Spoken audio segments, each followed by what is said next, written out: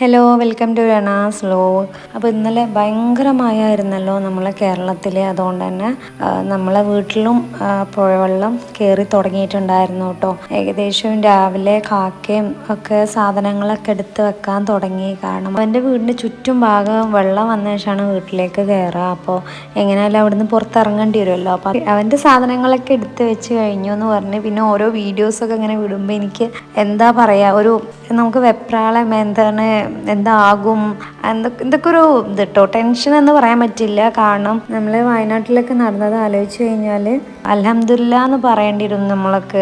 ഒന്നും അല്ല എന്നുള്ള ഒരു ഇതിലേക്ക് ഞാൻ എന്തായാലും വീട്ടിലേക്ക് വേഗം ഇറങ്ങി. അപ്പോൾ പോകുന്ന വഴിക്കാണ് കേട്ടോ ഇവിടെയൊക്കെ വെള്ളം നിറഞ്ഞിട്ടുള്ള ഓരോ ഏരിയാസ് ആണത്. മലപ്പുറത്തൊക്കെ ഉള്ള, നമ്മളിപ്പോൾ മലപ്പുറത്ത് എത്തി. എന്തായാലും വീട്ടിലേക്ക് പോയി. ഞാൻ പോയപ്പോൾ കുറേ സാധനങ്ങൾ തന്നെ കുറേ പേര് എടുത്ത് വെച്ചിട്ടുണ്ടായിരുന്നു. ഇനി ഇതൊക്കെ ഇറക്കി വെക്കണം എന്നുള്ളത് വലിയൊരു പണിയാണ്.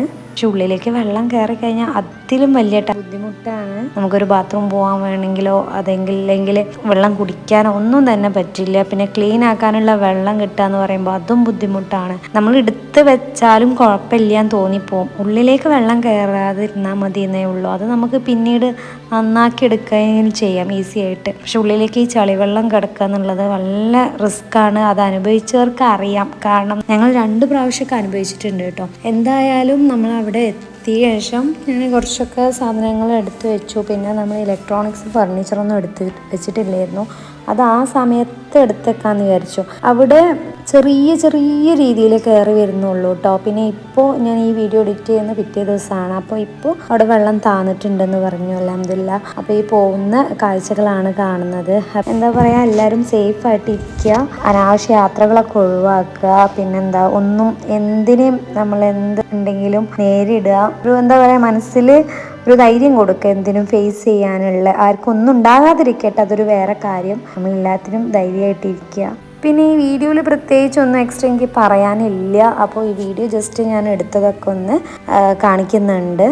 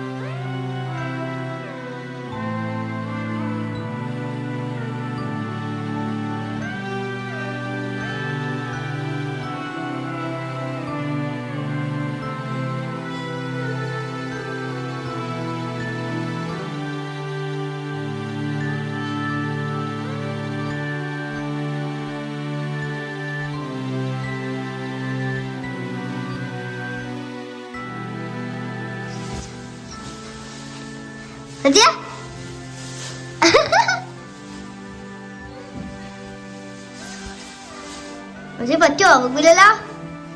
അവിടെ കണക്കണാ.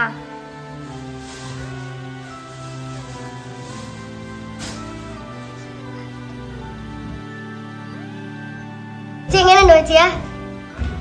സൂപ്പർ അല്ലേ വെച്ചിയാ?